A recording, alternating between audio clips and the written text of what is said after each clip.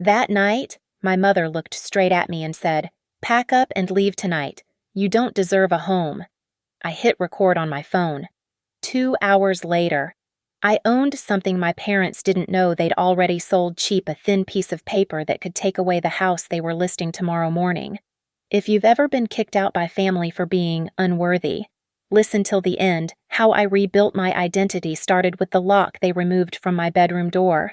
My name is Ava Hartley, and I've spent the last 3 years paying rent to live above my parents' garage in Riverton, Ohio, a detail that would later become the fulcrum of everything. At 29, I work as a credit risk analyst at Harborstone Lending, a job that taught me to see the architecture of financial collapse before the first brick falls.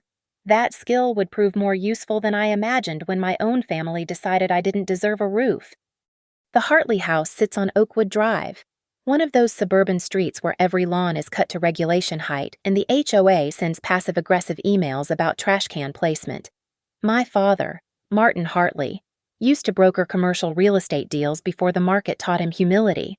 Now he spends afternoons in his study, refreshing portfolio screens that never show the numbers he wants. My mother, Elaine, maintains the fiction that nothing has changed, hosting her book club, managing her charity committees, pretending the second mortgage doesn't exist.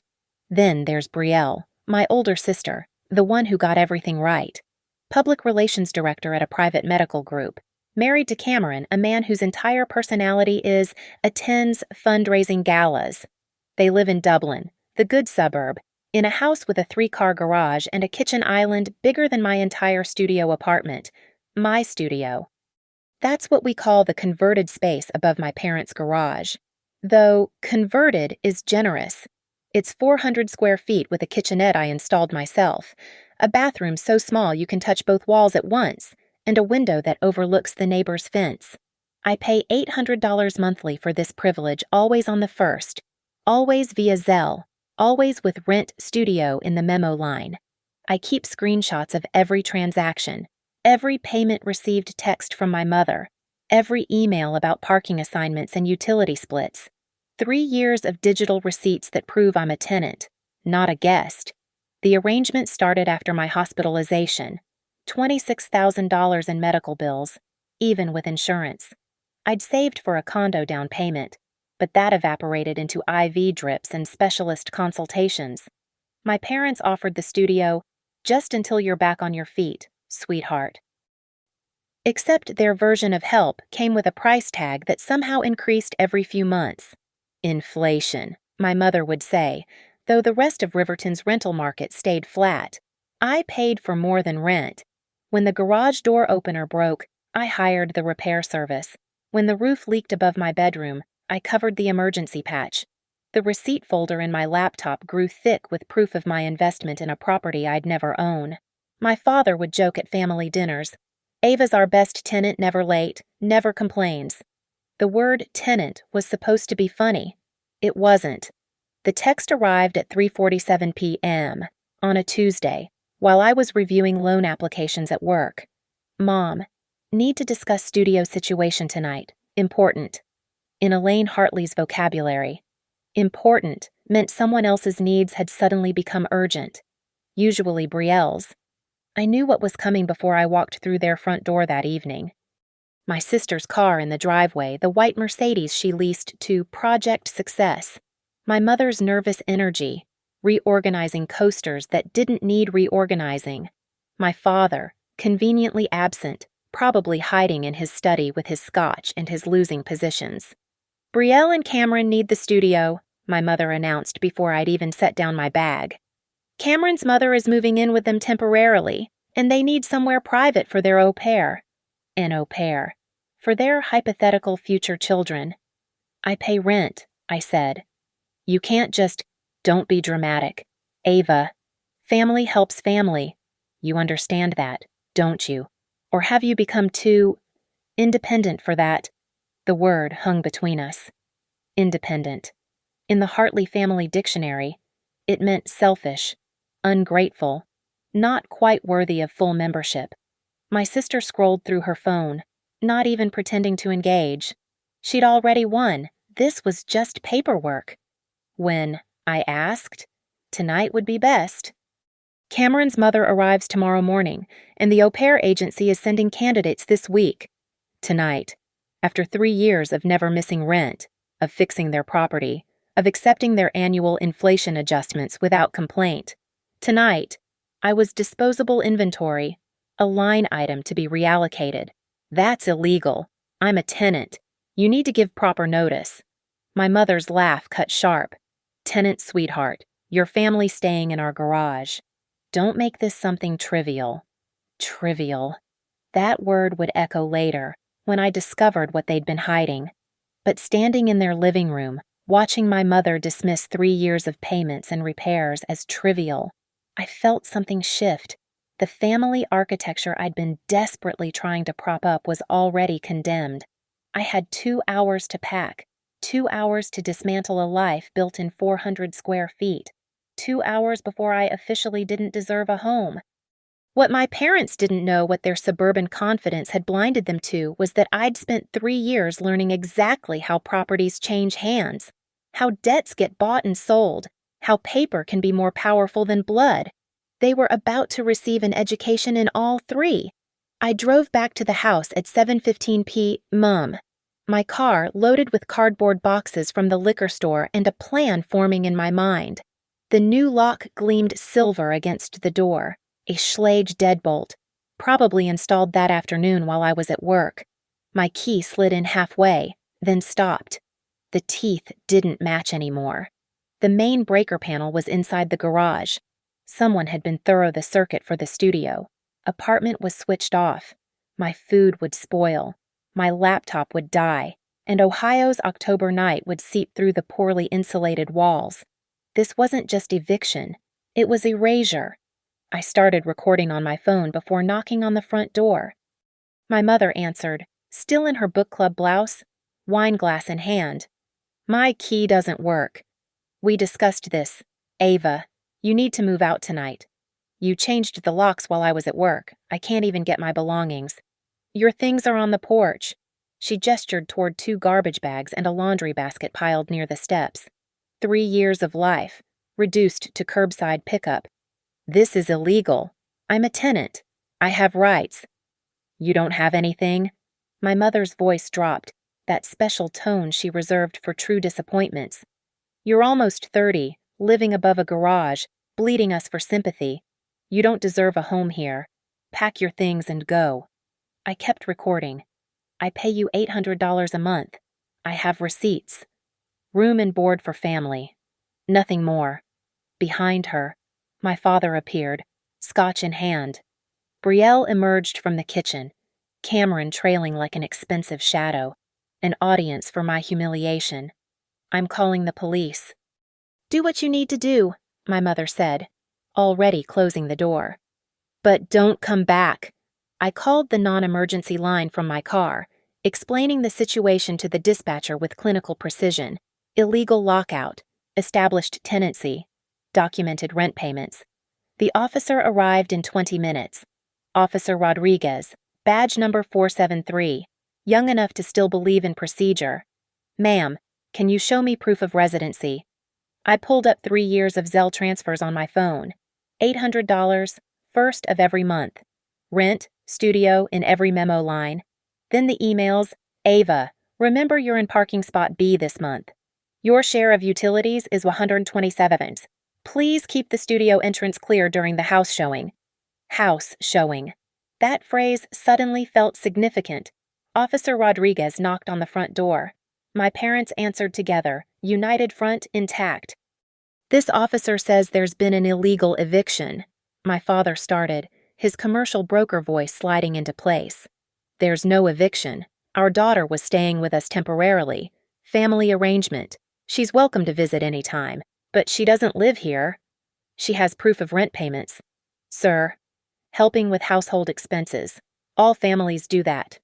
Rodriguez looked at me, then at them, weighing the evidence against the exhaustion of domestic disputes. Ma'am, they need to restore your access tonight. This is a civil matter, but changing locks without proper notice appears to be an illegal lockout.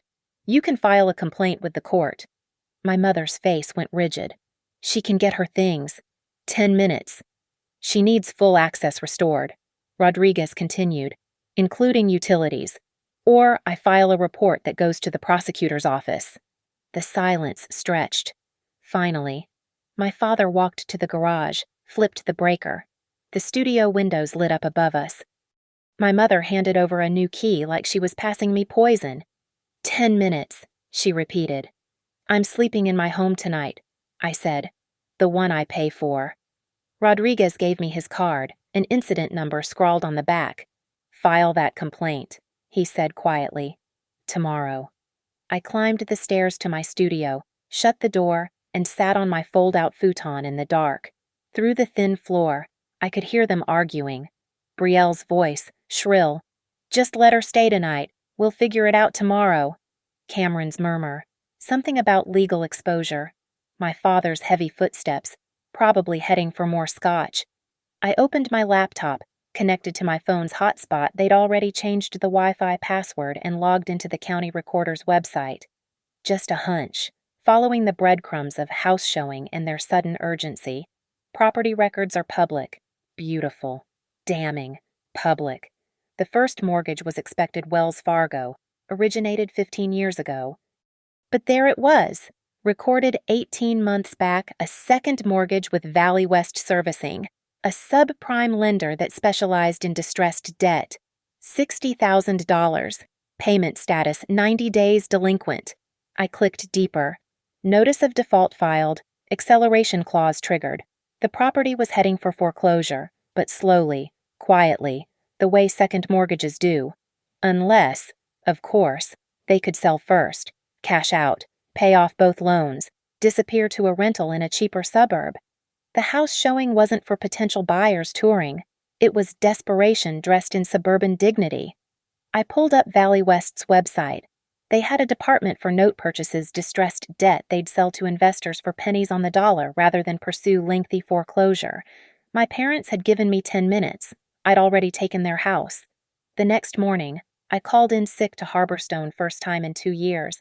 I needed every hour to execute what my research had revealed was possible. The beauty of working in credit risk is that you learn the entire ecosystem, how debt moves, who buys it, and most importantly, how cheap desperation can be. Valley West Servicing operated from a glass building in Columbus, 90 minutes away, but I didn't need to drive there. Distressed debt sales happened through a different channel, secondary market, COM, a platform where institutional investors and qualified buyers traded non-performing loans like baseball cards. I'd used it at work to analyze portfolio purchases. Now I'd use it for something personal. First step, establish a corporate entity. Ohio's Secretary of State website made it simple. Maple and Pine Holdings, LLC, named after the streets that bordered my parents' subdivision. Single-member LLC, registered agent service to keep my name off public searches. Total cost $345. Processing time instant approval for expedited filing. By 10 a.m. I had an EIN from the IRS.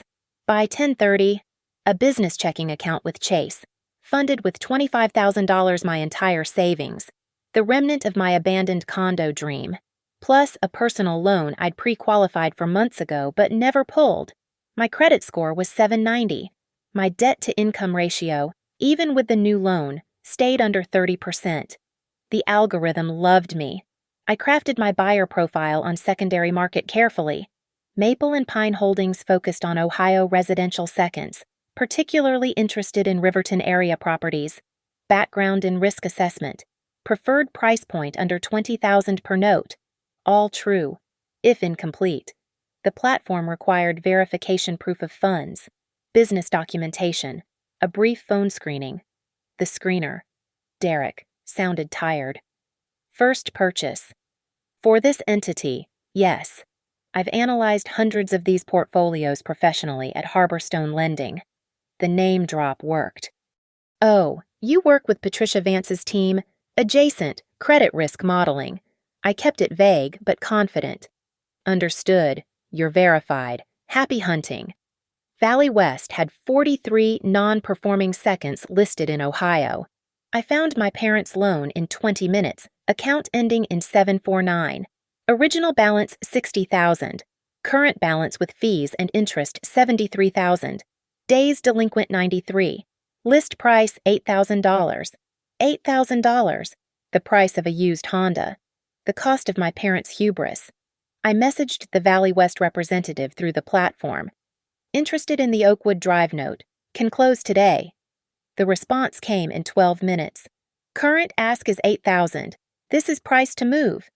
$6,000 cash. Wire today. No contingencies. Silence for 30 minutes. Then, 6-5. Final offer. Accepted. The purchase agreement came through DocuSign. Standard language buying the note as is. No representations about collectability. All rights and remedies transferring to buyer. I signed as managing member of Maple and Pine Holdings, LLC. The wire instructions followed. I sat in my car outside a Panera, connected to their Wi-Fi, and moved $6,500 from Maple and Pine's account to Valley West's escrow. The confirmation came at 1:47 p.m. Assignment of mortgage will be recorded within 3 business days. Congratulations on your purchase. I drove to the county administration building, the limestone fortress where property fates were decided. The clerk in recording knew me. I'd been there often enough for work. Back again, Ava. What's Harborstone buying today? Personal business this time. I slid across the assignment document I'd pre-prepared, along with the email confirmation from Valley West. Recording an assignment. Expedited, please. $50 expedite fee. The stamp came down at 2:23 p.m. Maple and Pine Holdings, LLC, was now the secured creditor for the second mortgage on my parents' house. I sat in my car studying the timeline. My parents were 93 days delinquent, which meant Valley West had already sent the required notices.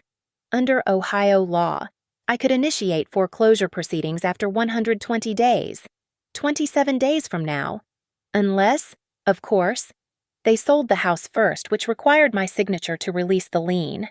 My phone buzzed. Mom, you need to clear out tomorrow. Brielle needs access for measurements. I texted back, of course, I'll be out soon. Then I opened my laptop and drafted 2 documents. The first, a notice to cure, informing Martin and Elaine Hartley that their second mortgage had been assigned to a new servicer, with payment instructions to bring the account current. The second, a subordination agreement template, the document they'd need me to sign if they wanted to sell the house with a clear title. The second document would cost them everything they thought they'd saved by kicking me out. At 3:15, I called Janice, the real estate agent whose sign had appeared in my parents' yard that morning. Quick work, even for desperate sellers. Hi, Janice. I'm calling about the Oakwood property. I represent an interested investor. Oh, wonderful. It's a gorgeous home, priced to move at $420. The sellers are motivated. I imagine they are. My client holds a secured position and wants to ensure a smooth transaction. Pause. I'm sorry. What kind of position? Second mortgage. Recently assigned. Will need to coordinate the payoff during closing. The pause stretched longer. I wasn't aware of a second mortgage. $73,000 current balance. I'll send the documentation. We're happy to cooperate with a sale, assuming terms are acceptable. I need to call my clients. Please do. I hung up and waited. 4 minutes later, my father called. I let it go to voicemail. 7 minutes after that, my mother. Also voicemail. At 3:38, a text from Brielle. What did you do? I texted back, bought something, be out tomorrow as promised. That night, I slept on my fold-out futon one last time, surrounded by boxes I'd pack in the morning. Through the floor, I heard my father's voice, loud and angry on the phone, my mother's heels clicking across hardwood, pacing, the front door slamming, probably Brielle, fleeing the chaos. I pulled up my laptop and looked at the assignment document one more time. Such a simple thing, a piece of paper saying one company sold a debt to another, but in that simplicity was architecture they'd never seen coming. The same parents who'd handed me garbage bags for my possessions had inadvertently handed me their house. Tomorrow. I'd move out as promised, but I'd take their leverage with me. The storage unit in Hilliard cost $89 a month, climate-controlled, ground floor, big enough for everything I owned. I had it loaded by 11 a.m., methodically photographing each box before closing the roll-up door. Evidence of my life, cataloged and locked away. Before leaving the studio for the last time, I placed a call to Riverton Code Enforcement. "I'd like to report an illegal rental unit," I said. "472 Oakwood Drive. Apartment above the garage. No certificate of occupancy." "Are you a tenant there?" "Former tenant. I have documentation, rent receipts, photos of the unit, evidence of the illegal lockout that occurred 2 days ago." I gave them the police incident number. "We'll send an inspector within 72 hours. My second call went to the housing inspector directly, Margaret Chen, whose card I'd gotten from a colleague who dealt with slumlord cases. "Ms. Chen, I'm reporting unsafe living conditions in an illegal ADU, no proper egress. Smoke detectors were disconnected. Electrical work done without permits. I have photos. Send them to my email. If what you're saying is accurate, this is serious." I forwarded everything from the parking lot. 3 years of documentation, the extension cord running from the main garage to power my space heater because the studio's heating was insufficient, the single window that didn't meet egress requirements, the bathroom vent that exhausted into the garage attic, not outside, the smoke detector I'd bought myself because none existed. Within an hour, Margaret called back. "I'm expediting this. We'll inspect tomorrow." My third call was to American Electric Power. "I need to report an unsafe electrical situation. Unlicensed work, overloaded circuits." I gave them the same address, the same documentation. By noon, I'd signed a 6-month lease at Meridian Crossing, a complex 10 minutes from work. First month, last month. Security deposit $3,900 that hurt to spend but felt like buying ammunition. The inspection notices started arriving at my parents' house the next day. I knew because Janice, the realtor, called me at 2:15 p.m. "Mr. Hartley asked me to reach out," she said, voice tight. "There seems to be some confusion about inspection notices." "No confusion. The unit above the garage has multiple code violations. They'll need to remediate before selling." "This is really inconvenient timing." "Illegal evictions usually are." She hung up without goodbye. The code enforcement report was public record by Thursday. I downloaded it at work, reading during my lunch break. 14 violations. Estimated remediation cost $12,000 to $15,000. Required completion before sale mandatory. The electric company's report was worse. Immediate disconnect ordered for the studio space. Licensed electrician required for reconnection. Potential fine up to $5,000. My father left 3 voicemails that day. I didn't listen to them. Friday morning, Margaret Chen called personally. "Ms. Hartley, I need to thank you. That unit was a death trap. If there'd been a fire, with that single window and the way they'd locked the exterior door from outside—" "I know," I said quietly. "I lived there for 3 years. "You're pursuing legal action." "In my own way." That afternoon, I got a text from my mother. "The city is harassing us because of your vindictive complaints. This is beneath you. Ava." I responded, "Check your mail." I'd sent the notice to cure via certified mail, signature required. It would arrive today, informing them that Maple and Pine Holdings now owned their second mortgage, that their 93 days delinquent had become my leverage, that the daughter they'd thrown out with garbage bags now held $73,000 of their debt. At 4:20 p.m., my phone exploded. 17 calls in 5 minutes. Texts from Brielle. "What is this? Call Mom now. You're destroying the family." I turned off my phone and went back to reviewing loan applications. Normal people with normal problems, trying to buy normal houses from families that hadn't kicked them to the curb. That evening, I stopped by the house one last time to retrieve mail that was still being delivered there. The for sale sign now had an addition, "Pending inspections." My mother was standing in the driveway, still in her work clothes. She saw my car and walked over, her heels clicking on the concrete with that sharp sound that meant war. "You did this," she said. "The inspections, the notices. This mortgage thing. I bought a distressed asset. It happened to be yours. We're your parents. You were my landlords. You made that very clear. She stared at me. This woman who'd taught me to tie my shoes and also taught me I'd never be quite enough. What do you want? Nothing you're willing to give. Everyone wants something. Ava, name your price. I almost laughed. Even now, she thought this was negotiable. That family damage could be repaired with the right check, the right words, the right performance of reconciliation. The sale is scheduled to close in 2 weeks, she said. We need your signature to release the lien. I'm aware. The buyers will walk if we can't deliver clear title. Also aware. Her face shifted, calculating. How much? $73,000 to release, plus penalties, plus my costs. That's everything we'd net from the sale. Then you'd better hope the buyers really want the house. She turned and walked back inside without another word. No goodbye, no plea, no mother's attempt at emotional manipulation. Just the cold calculation of a woman who'd finally met her match in her own daughter. I drove to my new apartment at Meridian Crossing, carried in the box of mail, and sat on my rented floor in my rented space that no one could take away without proper legal notice. The complex was nothing special: beige walls, standard fixtures, neighbors I'd never know. But it was mine by right of contract, by law, by every protection my parents had chosen to ignore. My phone, when I finally turned it back on, had 43 messages. I deleted them all without listening. Tomorrow, there would be lawyers. Monday, there would be negotiations.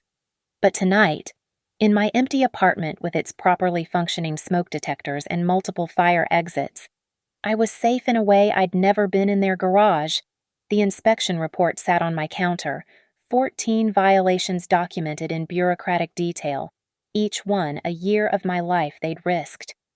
Each one a reason they'd lose the house they valued more than their daughter.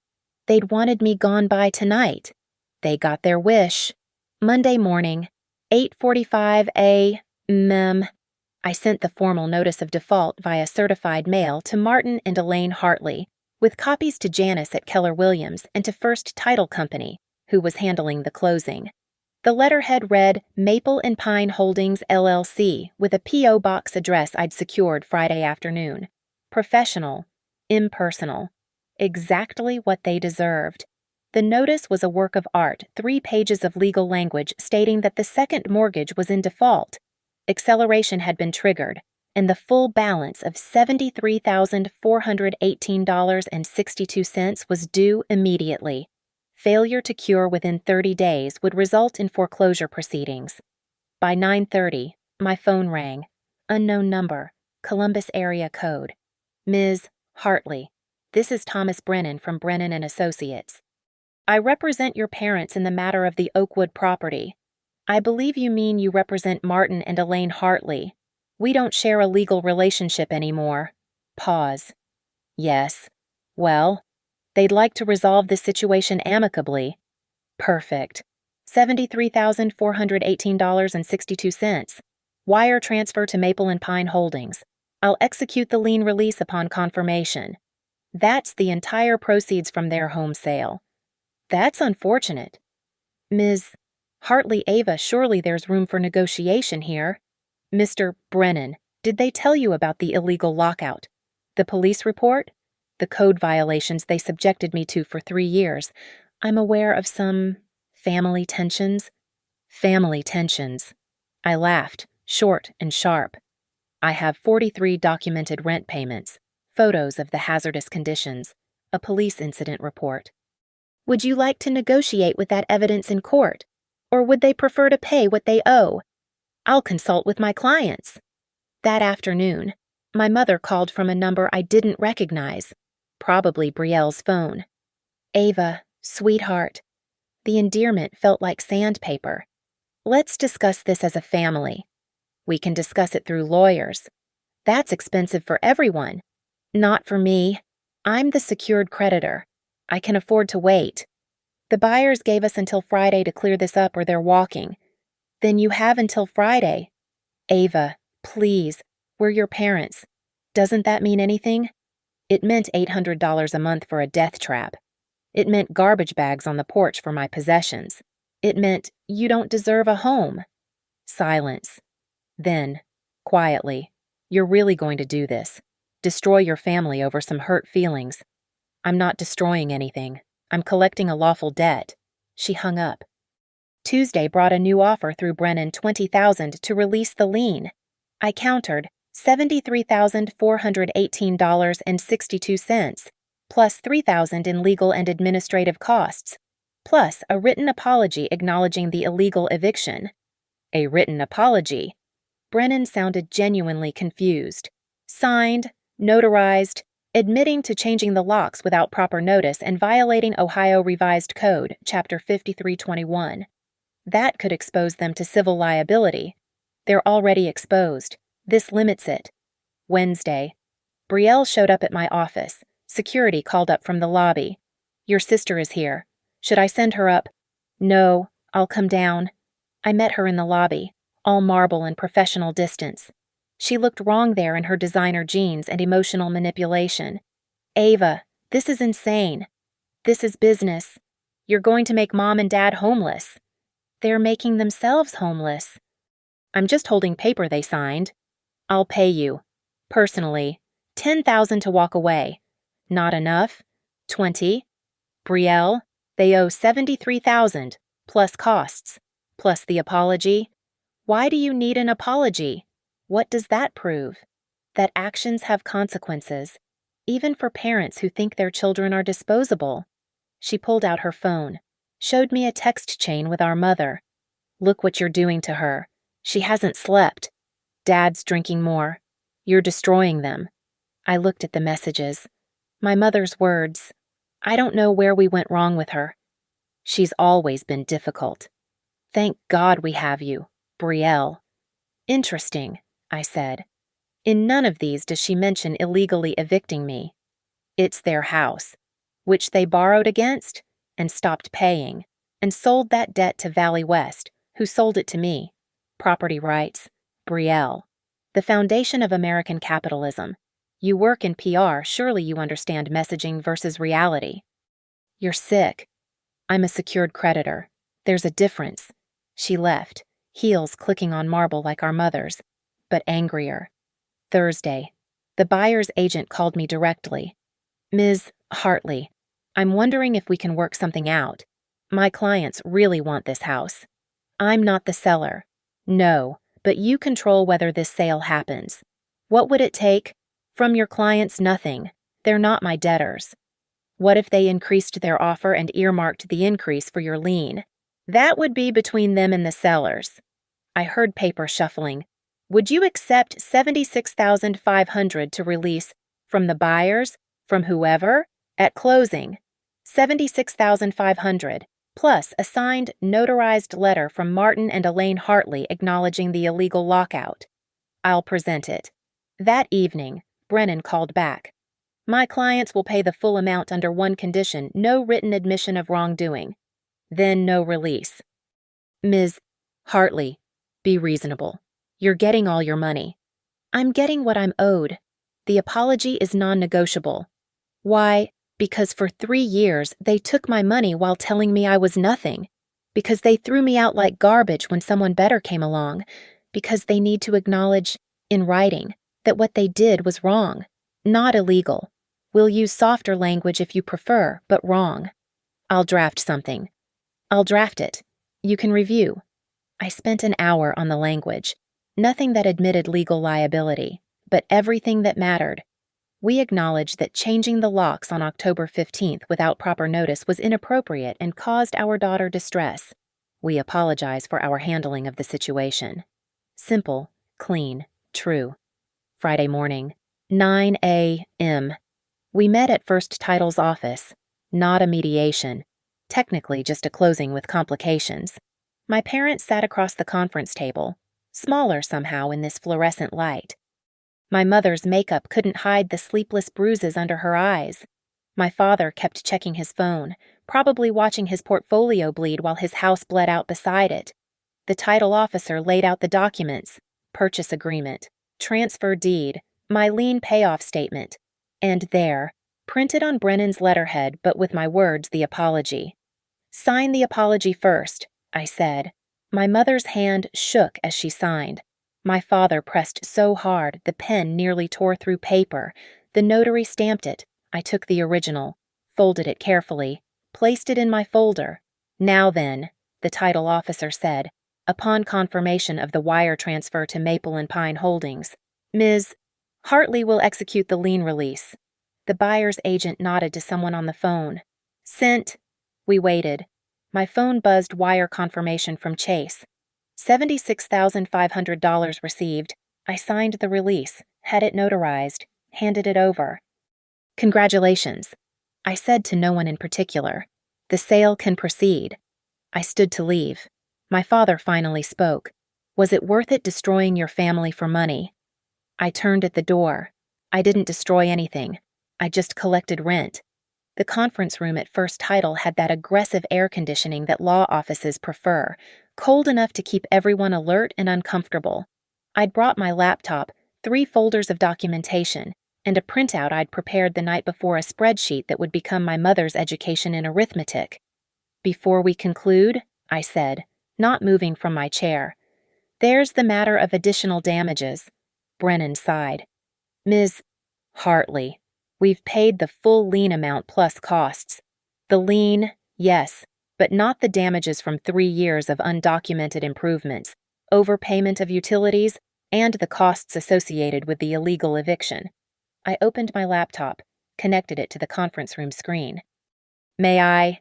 The title officer nodded, probably grateful for anything that would end this. The spreadsheet filled the screen. 3 years of data, color-coded and annotated. Line item 1, rent paid from October 2021 through October 2024. 36 payments of $800 each. Total $28,800. My mother started to speak. I continued. Line item 2, roof repair. March 2023. Emergency patch when water leaked directly over my bed. I clicked to the next tab, showing the invoice. $480. Here's the email from you, Mom, saying, thanks for handling that, sweetheart. We'll work it out later. We never worked it out. Click.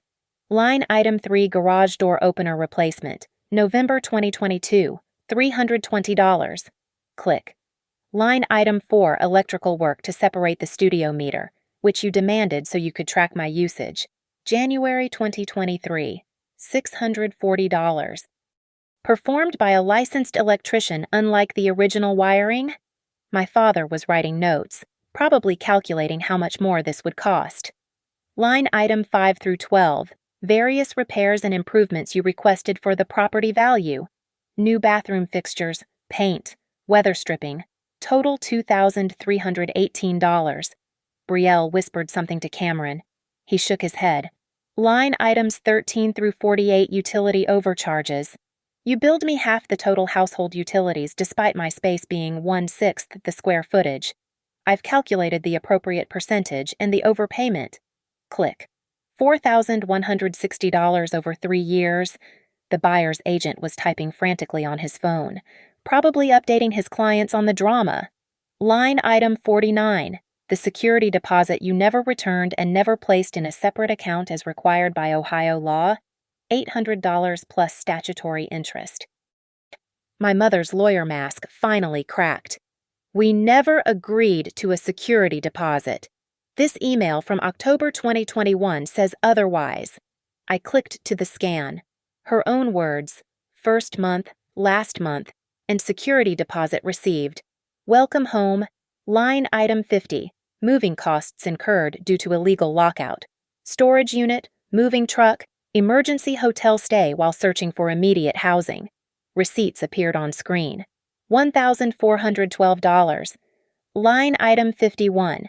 The premium I paid for immediate apartment availability versus normal market rate.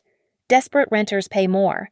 The difference between my current rent and market rate, times 6 months lease term, $2,400. I clicked to the final tab. Total damages $43,290. Silence. Then Brennan, this is extortion. This is documentation. Every payment traceable, every receipt legitimate, every email authenticated. You can't just demand. I'm not demanding. I'm presenting what I'm owed. Of course, we could litigate this.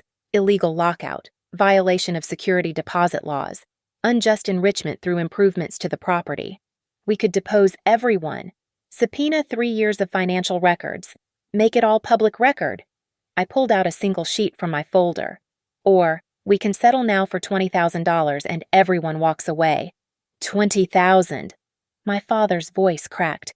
On top of the 76, you netted 420,000 from the sale.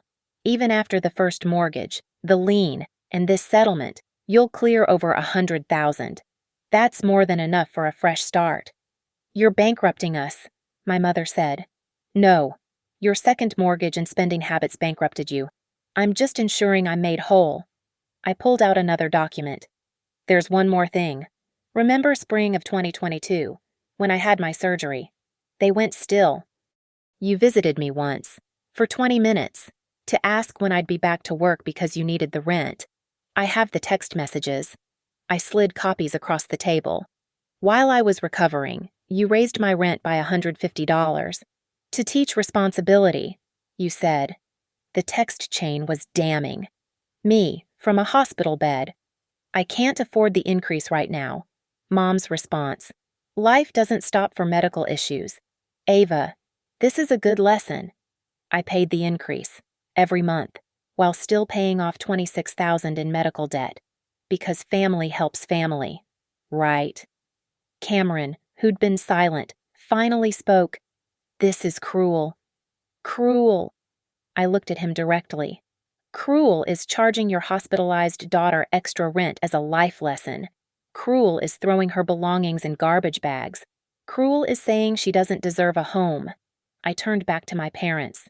20,000, plus the signed apology you've already provided. Or we go to court, and I present every receipt, every email, every text message to a judge who's seen too many landlords exploit tenants. My father looked at Brennan. Can she do this? She has significant documentation. $20,000, I repeated. Wire transfer, now. Or I file the lawsuit Monday morning. The title officer cleared her throat. The buyers are asking for an update. My mother opened her phone, showing me her account balance. We don't have 20,000 liquid. You're about to receive over 100,000 from this sale. After paying debts, moving costs, deposits on a new place. That sounds like poor financial planning. Something you once told me was, no excuse for failure. Brielle pulled out her phone. I'll loan it to them. No, my father said. We're not borrowing from one daughter to pay another. Then make a decision, I said. The buyers won't wait much longer. They huddled with Brennan. Whispered negotiations, calculated desperation. Finally, Brennan nodded. 15,000. Final offer. 20. Not negotiable. More whispering. My mother was crying now. Silent tears that left tracks in her foundation. Fine, my father said. 20,000. But this is it. No more contact. No more claims. We're done. Gladly. The wire came through 40 minutes later, after they'd received their sale proceeds and could transfer from their account. $20,000 into Maple and Pine Holdings. I stood, gathered my documents, closed my laptop. The releases are signed. The sale is complete. We're done here. As I reached the door, my mother called out, I hope you're satisfied. You've destroyed everything. I turned back one last time. I kept every receipt, every email, every text. 3 years of proving I belonged there, that I deserved basic dignity. You destroyed everything the night you changed those locks.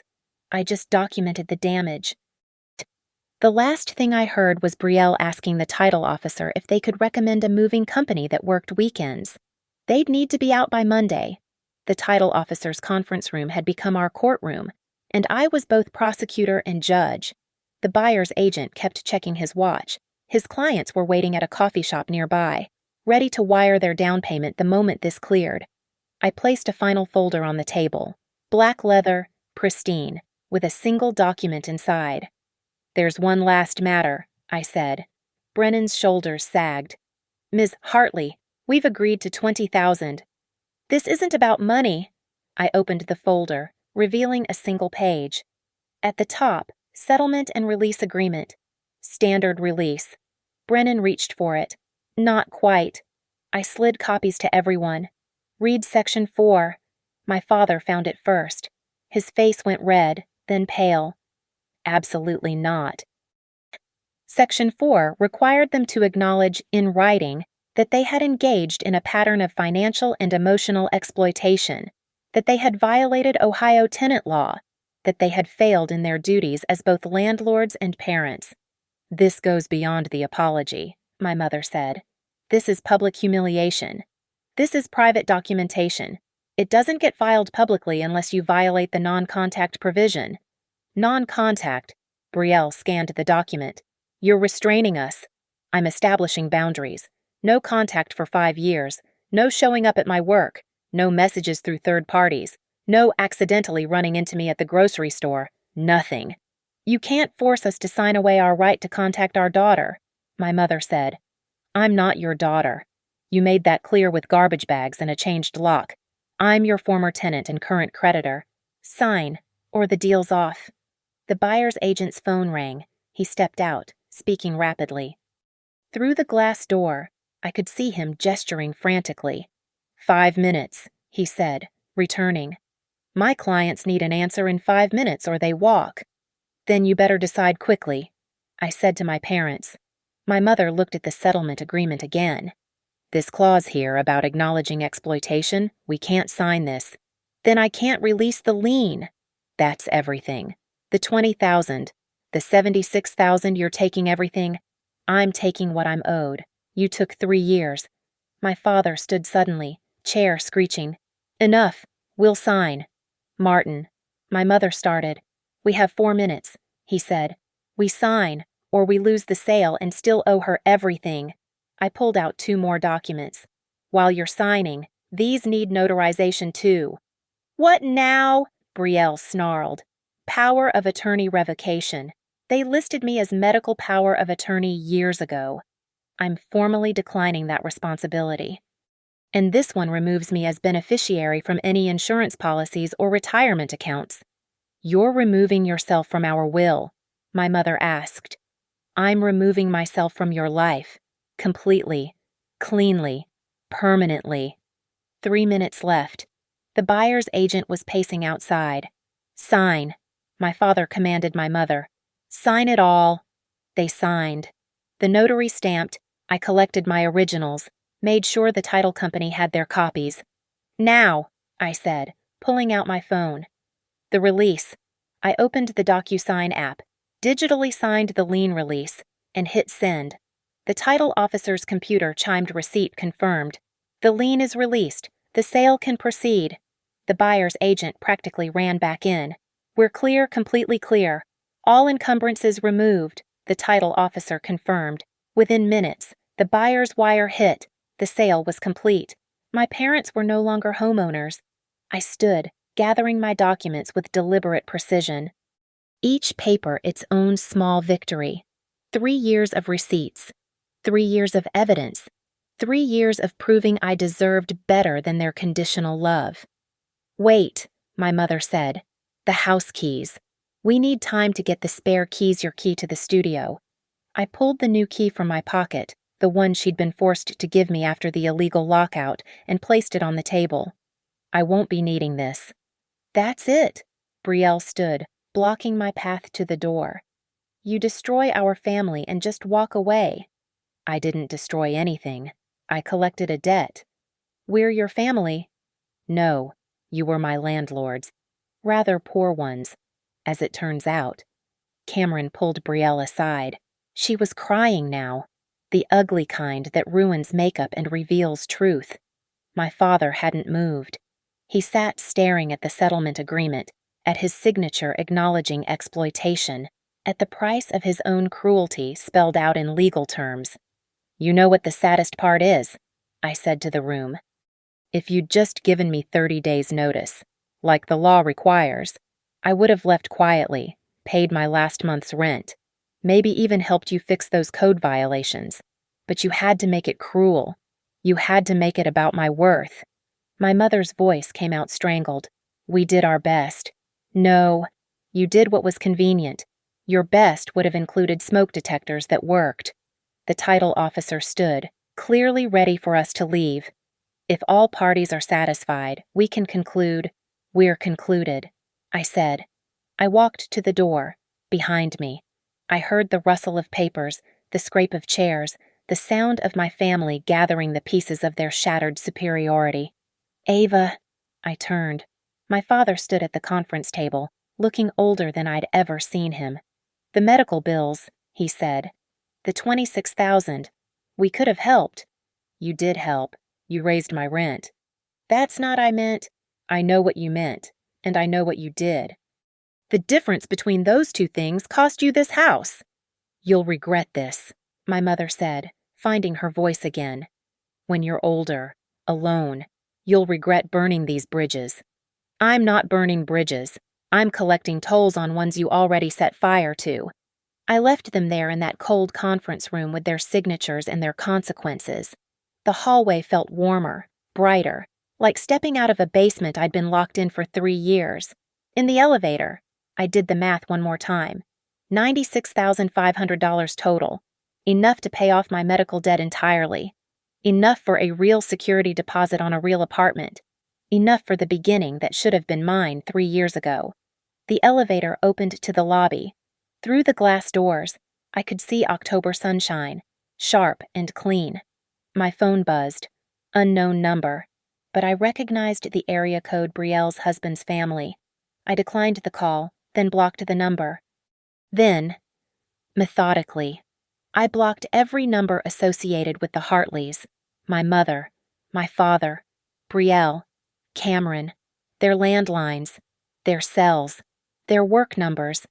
Each block was a small liberation, each one a door closing on a room I'd never have to enter again. The settlement agreement guaranteed 5 years of no contact, but I knew, walking out into that Ohio afternoon, that 5 years would become forever. Some bridges, once burned, light the way forward. I had $96,500 and a notarized apology. They had $100,000 and a moving truck coming Monday. We'd all gotten exactly what we deserved. I sat in my car in the parking garage beneath the first title building, engine off, listening to the rain that had just started to fall. Cleveland autumn rain, the kind that strips the last leaves from trees and makes everything honest. I pulled the folded apology from my folder and read it one more time. We acknowledge that changing the locks on October 15th without proper notice was inappropriate and caused our daughter distress. Their signatures at the bottom, notarized and permanent. Such a small thing, really. A piece of paper with 43 words. But it was the first truth they'd told about me in years. I took out my phone and opened my banking app. The wire transfers were all there. $76,500 from the lien, $20,000 from the settlement. After paying off Maple and Pine Holdings' setup costs and the small loan I'd taken, I had $91,000 clear. First transfer $26,843 to Cleveland Clinic. The remaining medical debt, gone in 3 taps of my phone screen. A weight I'd carried for 3 years, dissolved into digital nothing. Second transfer $5,000 to my new savings account, labeled Emergency Fund Never Going Back. Third transfer $3,000 to the security deposit account for Meridian Crossing, converting my 6-month lease to a year. Stability, safety, time. The rest would wait, sitting in a high-yield account, earning interest instead of being bled away $800 at a time to people who thought love came with a price tag and conditions of worth. I drove to my new apartment through empty Saturday streets. The rain had driven everyone inside, leaving me alone with the city's bones traffic lights blinking for no one, parking meters accepting no coins, storefronts dark but not abandoned. My apartment door had 2 deadbolts both keyed from the inside. The lease agreement, filed with the county, guaranteed 30 days' notice for any termination. The smoke detectors blinked their steady green lights. tested monthly by maintenance, documented in writing. I unpacked the last box from my storage unit photo albums I hadn't looked at in years. There was one of me at 16, standing between my parents at Brielle's college graduation. We looked happy. Maybe we were. Or maybe we were just good at looking the part. I didn't throw the photo away, but I didn't display it either. Some things deserve to exist only as evidence of what was, not monuments to what could have been. That evening, I made dinner in my kitchen, my lease-protected, legally mine kitchen. Pasta with red sauce. Nothing fancy. But I ate it at my own table, looking out my own window, at a view no one could steal with a locksmith and 2 garbage bags. My phone sat silent on the counter. 43 blocked numbers. 0 missed calls that mattered. I pulled out the envelope I'd prepared earlier and addressed it to the Hartley's new rental, a townhouse in Westerville, according to the forwarding address they'd filed. Inside their original spare key to the studio, the one I'd found hidden in my jewelry box, and a copy of the signed apology. No note, no explanation, just the evidence of what they'd done and what they'd admitted to. They'd receive it Monday, the day they moved in, a housewarming gift of truth. I sealed the envelope, then opened my laptop to check my work email. Normal messages about normal loans for normal people. Monday, I'd go back to evaluating risk, analyzing credit, determining who deserved a chance at owning something real.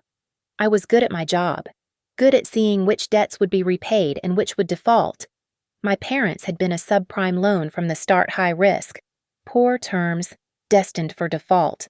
I'd just been too close to see it, too desperate for the return on investment that would never come. But that was the thing about bad debt. Sometimes the best thing you could do was sell it, even at a loss. Or sometimes, if you were smart and patient and kept very good records, you could buy it back at a discount and collect everything you were owed. I looked at the settlement agreement one more time. 5 years of no contact. 1,825 days of not wondering if they'd call, of not hoping they'd change, of not pretending that sharing DNA meant sharing values. The rain had stopped. Through my window, I could see stars appearing between the clouds, rare for October in Ohio, each one its own distant sun, burning without needing anyone's permission or approval. I closed my laptop and stood at the window, looking out at the city lights. Somewhere out there, the Hartleys were probably packing boxes, arguing about what to keep and what to throw away. Probably blaming me for their situation. Probably telling anyone who'd listen about their ungrateful daughter who destroyed the family over money. Let them. I had my own story now. Written in contracts and receipts, notarized and witnessed, filed with the county and backed by law. They'd said I didn't deserve a home. They were right. I deserved so much more than what they'd called home. I deserved safety, dignity, the legal protection of a proper lease, smoke detectors that worked and exits that opened from inside. I turned off the lights and double-checked both deadbolts. Tomorrow was Sunday. I'd sleep in, make coffee in my kitchen, read a book without wondering when the locks might change. Monday, I'd go back to work. Tuesday, I'd start therapy again, now that I could afford the copays. But tonight, in my legally protected apartment with its functioning smoke detectors and multiple exits, I was exactly where I deserved to be. Not because anyone gave it to me, not because I was worthy in someone else's estimation, but because I'd bought it back, piece by piece, receipt by receipt, from people who'd tried to sell me short. The view from my window wasn't much a parking lot, another apartment building, a strip of sky. But it was mine by right of law, not love. And that, it turned out, was so much more secure. Mai na kong fai thung woi kach bancho. A home isn't something others grant you. It's something you secure for yourself, one signed document at a time. Thank you so much for listening to my story. I'd love to know where you're listening from. Drop a comment and let's connect. If this story resonated with you, please subscribe to the channel and share your thoughts below. Your own experiences and perspectives mean everything to this community. Until next time, remember, document everything, know your worth, and never let anyone, not even family, tell you what you deserve.